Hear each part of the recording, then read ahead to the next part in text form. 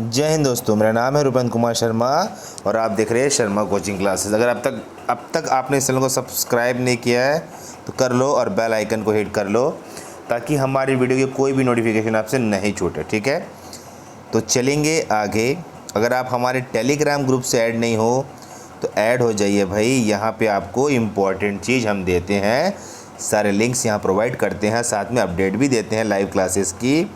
साथ में हमारे व्हाट्सअप नंबर, एक कॉलिंग नंबर से आप ऐड हो सकते हो, हर चीज़ के बारे में यहाँ से जानकारी प्राप्त कर सकते हो। ठीक है, अगर आप SCF की तैयारी कर रहे हैं रेंजर की, तो हमारी पेड क्लासेस भी चलती है। इस नंबर पे आप कॉल करके टेस्ट सीरीज़ या फिर थ्योरी क्लासेस के बारे में भी जानकारी आप ले सकते हो। ठीक है, देखते हैं आगे। आज पर्यावरण का सेकंड लेक्चर है, इसमें हम देखेंगे इकोसिस्टम से जो क्वेश्चन बनते हैं उसको डिस्कस करेंगे। इम्पॉर्टेंट पॉइंट को लिया हूँ और इम्पॉर्टेंट पॉइंट को ही समझाऊंगा, लेंदी नहीं बताऊंगा। जितना आपके एग्ज़ाम में आएगा उतना ही पढ़ना है। ठीक है, देखेंगे आगे। तो पहला पॉइंट देखना है इसमें कि पारिस्थितिक तंत्र का सर्वप्रथम जो प्रयोग है 1935 में AG टांसले ने किया था। याद रखिए, ये पॉइंट इम्पॉर्टेंट है। इसमें एक पॉइंट और समझेंगे कि पारिस्थितिक तंत्र एक गतिक तंत्र है जिसकी रचना बायोम तथा निवास क्षेत्र या भौतिक पर्यावरण से मिलकर होती है। पर याद रखिए, पहला पॉइंट इम्पॉर्टेंट है, उससे ही क्वेश्चन पूछ सकता है और इस पर कोई ज़्यादा क्वेश्चन नहीं बना सकता। आगे हम इम्पॉर्टेंट पॉइंट को डिस्कस करेंगे। अगर आपने कॉपी पे निकाल लिया है तो नोट करना चालू करेंगे। अगर आप हमारे पेड क्लास के बच्चे हैं तो ये PDF आपको कुछ देर में मिल जाएगी। ठीक है, एक पॉइंट समझेंगे, पारिस्थितिक तंत्र के जीवों के विशेष समूह को इकोनिक भी कहा जाता है और पारिस्थितिक तंत्र में सौर ऊर्जा का मतलब सूर्य का महत्वपूर्ण एक रोल होता है, भूमिका होती है, याद रखना। अगला पॉइंट देखेंगे, इसमें पारिस्थितिक तंत्र में ऊर्जा का प्रवाह एक दिशीय होता है, मतलब एक ही दिशा में होता है। ठीक है, इम्पॉर्टेंट है, सिर्फ लाइन समझना, लिख लेना, यही में से क्वेश्चन, इसी में से क्वेश्चन निकल के आएगा जब मैं इसके ऑब्जेक्टिव कराऊंगा आप लोगों को। ठीक है, देखते हैं आगे। इस पॉइंट को समझना, समस्त स्वपोषित पौधे प्राथमिक उत्पादक में होते हैं। डिटेल वीडियो भी है इसका, पूरा वीडियो देखने से पूरा डिटेल वीडियो भी हम दिए हैं। ठीक है, अपघटन की क्रिया में मृतोपजीवी कवक और जीवाणु द्वारा होती है। ठीक है, याद रखिए, ये सारे पॉइंट आपको याद रखने हैं, कौन सा कवक से होता है और कौन सा बैक्टीरिया से होता है। ठीक है, आगे देखेंगे। इस पॉइंट को देखेंगे कि पारिस्थितिक तंत्र में उत्पादक क्लोरोफिल युक्त पौधे होते हैं, जैसे काई, इसको हम शैवाल बोलते हैं, या घास या पेड़। ठीक है, ये इंपॉर्टेंट पॉइंट है, इसकी एक समरी बता रहा हूँ, डिटेलिंग में इसके बाद आपको समझाना चालू करूँगा। ठीक है, प्रकाश संश्लेषण की क्रिया में कार्बन डाइऑक्साइड का अपचयन होता है और जल का उपचयन होता है। ये भी आपको समझाऊंगा इस वीडियो में, जो डिटेलिंग है। इसके बाद मैं मेन पॉइंट को हाईलाइट करके आपको समझा रहा हूँ कि प्रकाश संश्लेषण की क्रिया के दौरान पौधे सौर ऊर्जा से रासायनिक ऊर्जा में बदलते हैं। पूरे पॉइंट आपके एग्जाम में आएंगे। देखिए, पर्यावरण एक प्रकार से केमिस्ट्री, बायो का ही मिश्रण होता है ना, तो इसको पूरा समझना, हर लाइन का इंपॉर्टेंट। वीडियो को आखिरी तक देखना। थ्योरी क्लास भी है अंदर में, जहाँ पे पॉइंट को पूरे डिटेल में समझाया गया है। ठीक है, इस पॉइंट को समझना कि विश्व का विशालतम तथा सबसे अधिक स्थिर पारिस्थितिकी तंत्र समुद्र या महासागर है। ये लाइन भी आपको याद होना चाहिए। ठीक है, इस लाइन को समझेंगे कि प्रकाश संश्लेषण के दौरान प्रकाश सुग्राहिक कारक के रूप में क्लोरोफिल या पर्ण हरित काम करता है। मैग्नीशियम के पत्ते के हरे वर्णक में स्थिर रहता है। देखिए, मैं जब प्रकाश संश्लेषण समझाऊंगा आपको अंदर में, ये सारे पॉइंट आपको क्लियर हो जाएंगे। प्रकाश संश्लेषण की क्रिया में पौधे हरी पत्तियों द्वारा होती है और इस क्रिया के दौरान ऑक्सीजन गैस उत्सर्जित होती है। पहले मैं मेन पॉइंट बता दे रहा हूँ कि इसी मेन पॉइंट पे आपका थ्योरी बेस है।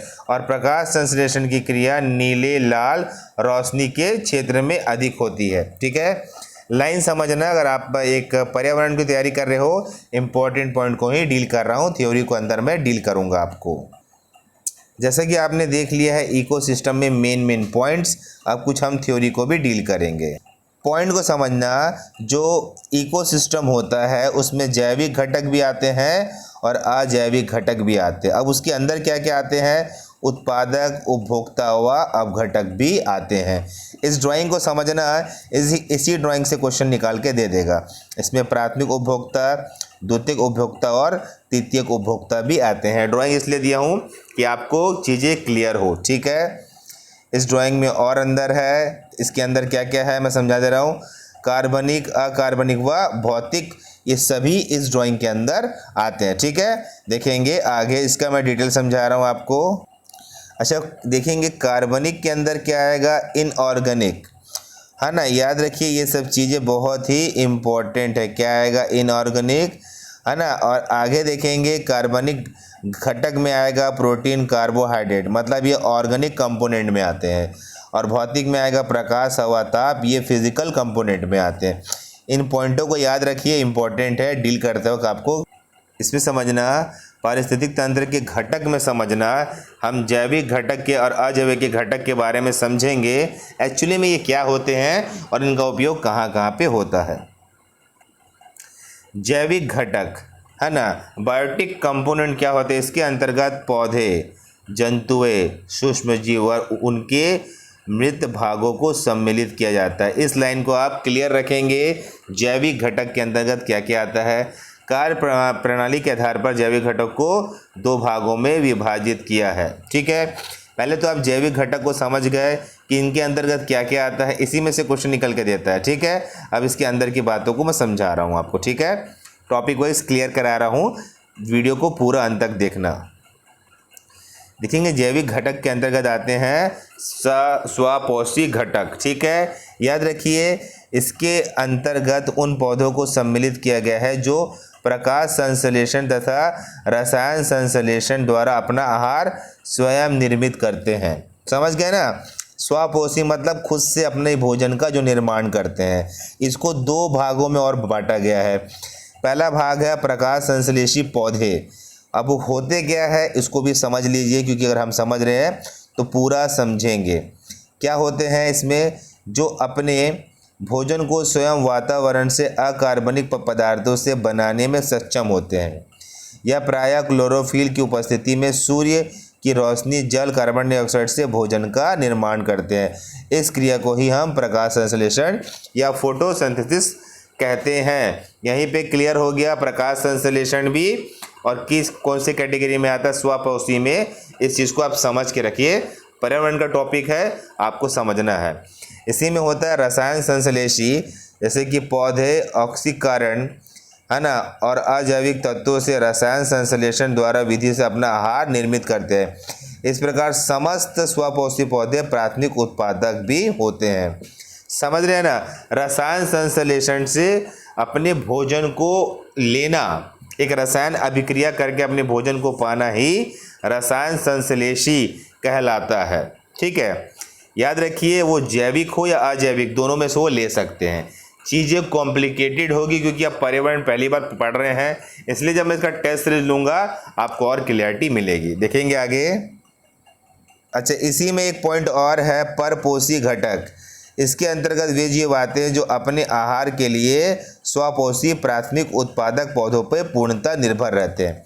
देखिए तीनों पॉइंट को क्लियरली समझ लेना, ये आपके लिए एग्जाम के लिए बहुत ही इंपॉर्टेंट है, ठीक है।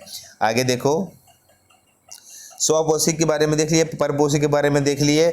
अब कुछ चीज़ याद रखिए, परपोषी संबंधित कुछ देखेंगे। परपोषी जीवों के संबंधित कुछ 3 और प्रकार होते हैं, सब डिवीज़न होते हैं। इसमें होता है मृत जीवी, ये मृत पौधे तथा जंतुओं से प्राप्त जैविक यौगिक को घोल के रूप में ग्रहण करते हैं और जीवित रहते हैं, है ना। परपोषित मतलब ऐसे लोग होते हैं जो मरे हुए पौधे और जंतुओं का इस्तेमाल करके, है ना, उसको एक लिक्विड फॉर्म में ग्रहण करते हैं और जिंदा रहते हैं। इसी में एक आता है परजीवी, या दूसरे जीवित जीवों पर आहार तथा जीवन निर्वाह के एक दूसरे से जीवित जीवों पर निर्भर रहते हैं। सिंपल भाषा में समझा रहा हूँ, ये ऐसे जीव होते हैं जो दूसरे जिंदा जीवों पर निर्भर रहते हैं और उन्हीं के जरिए ये जीवित रहते हैं। ठीक है, अगला देखेंगे, इसमें और एक पॉइंट दिख रहा है, प्राणी समभोजी। इस प्रकार के जंतु अपने मुख द्वारा आहार ग्रहण करते हैं और सभी बड़े जंतु इस वर्ग में अंतर्गत आते हैं। बड़े जंतु जैसे आपका हिरण हो गया, आपका बारहसिंगा हो गया, समझ रही है ना, मतलब गाय भैंस जो अपने मुंह से आहार ग्रहण करते हैं। पॉइंटों को समझना, वीडियो को लास्ट तक देखना, आपको फ़ायदा मिलेगा क्योंकि लेक्चर चल रहा है और आपके लिए इम्पोर्टेंट है। ठीक है, देखेंगे आगे, देखेंगे इसी जो क्रम में है अजैविक या भौतिक संगठन, एबॉयटिक कंपोनेंट बोलते हैं। एक्चुअली में क्या होता है इसको समझ लीजिए। इसके अंतर्गत अकार्बनिक, इनऑर्गेनिक व कार्बनिक, ऑर्गेनिक पदार्थ अथवा जलवायिका कारक जैसे हवा, पानी, मिट्टी, धूप, अजैव घटक भी आते हैं। देखिए वो चीज़ जो जीवित नहीं है, जीवित कहने का मतलब ऐसा नहीं होता है कि कोई हाथ पर चला रहा हो। एक प्रकार की कैटेगरी बटी हुई है जैविक अजैविक की। तो समझना अजैविक में क्या क्या आएंगे, आपका हवा, पानी, मिट्टी, है ना।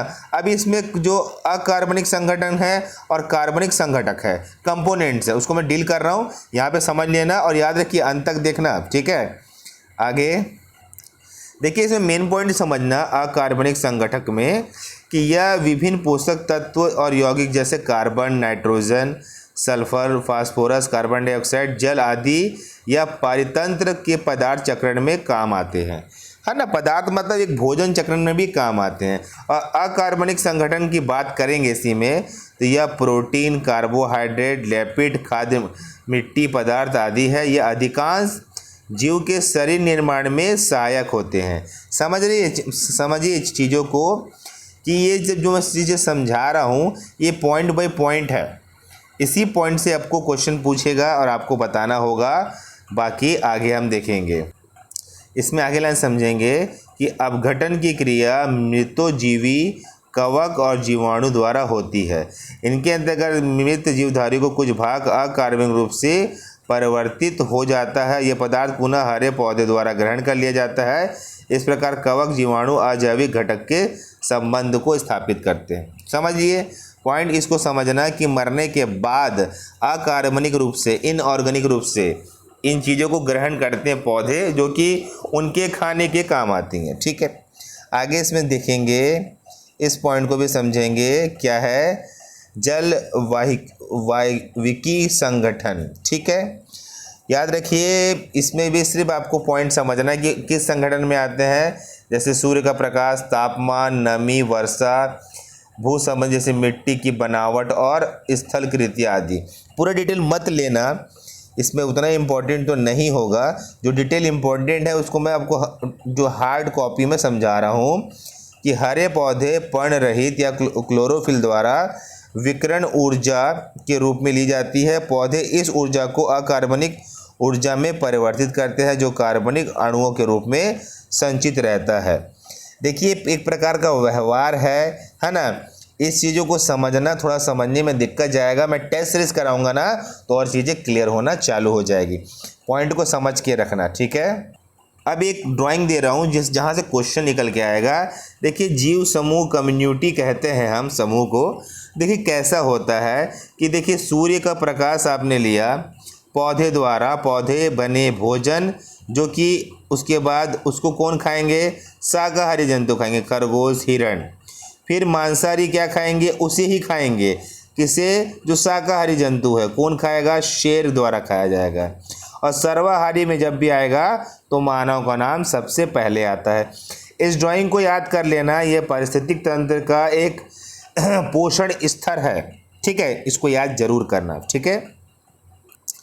चलिए इस पॉइंट को तो बहुत अच्छे से समझना।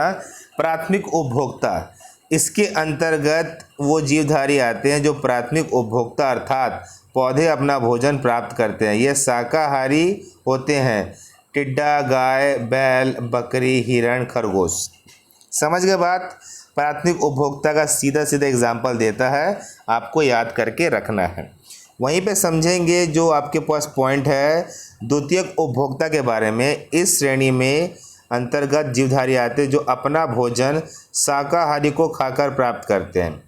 बिल्कुल आपको पता है कौन है शेर, बाघ, मेढक, ये सभी शाकाहारी का शिकार करके अपना जीवन चलाते हैं। और सर्वाहारी में एक ही व्यक्ति आता है जो कि हम हैं, मनुष्य है, जो दोनों आइटम खा लेता है। समझ रहे हो, यहीं से क्वेश्चन निकाल के देगा, इसलिए बोलता हूँ वीडियो को पूरा अंत तक देखा करो, इंपॉर्टेंट पॉइंट बीच में दिए जाते हैं। ठीक है, इस पर्यावरण के टॉपिक में एक टॉपिक और था जो इस चैप्टर में, बायोमास या जैव भार, है ना।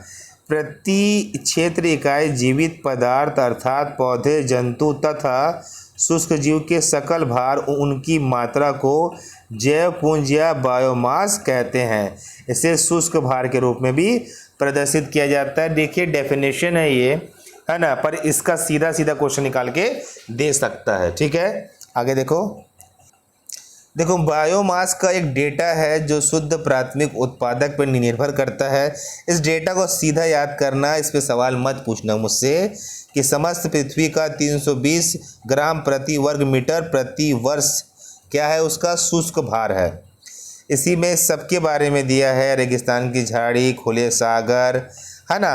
इस डेटा को याद कर लेना, मे बी मेरे को लगता है इस डेटा से क्वेश्चन निकाल के दे सकता है। ठीक है, स्क्रीन।